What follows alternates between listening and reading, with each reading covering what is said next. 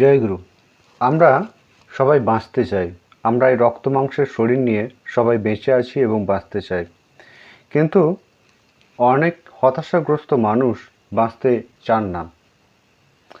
তা আজকের আমাদের আলোচনার বিষয়, আমরা বাঁচব কেন, আমাদের বেঁচে লাভ কি। আলোচনাটি অতি মনোযোগ সহকারে শুনবেন। শ্রী শ্রী ঠাকুর এই বিষয়ে ঠিক কী বলেছিলেন, আসুন আজকে জেনে নিই।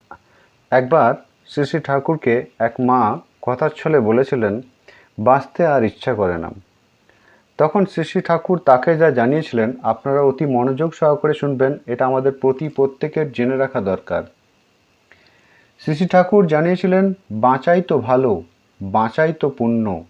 যত বাঁচি ততই তো তাঁকে ভালোবাসতে পারি, তাঁর সেবা করতে পারি, তাঁর নাম করতে পারি, তাঁর স্মরণ মনন করতে পারি, তাঁর গুণগান করতে পারি। সে আমরা যে কোনো অবস্থার মধ্যেই থাকি না কেন।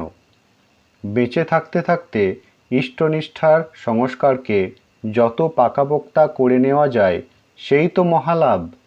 তাই সবসময় ইষ্টকে নিয়ে কোনো না কোনোভাবে জড়িত থাকতে হয়, তা যার পক্ষে যেমন করে সম্ভব। এই চিন্তাটা মনে গেঁথে ফেলতে হয় যে তিনিই আমার সব, তাঁর জন্যই আমার যা কিছু। আলোচনা এ পর্যন্তই। আশা রাখি আলোচনাটি আপনারা অতি মনোযোগ সহকারে শুনলেন।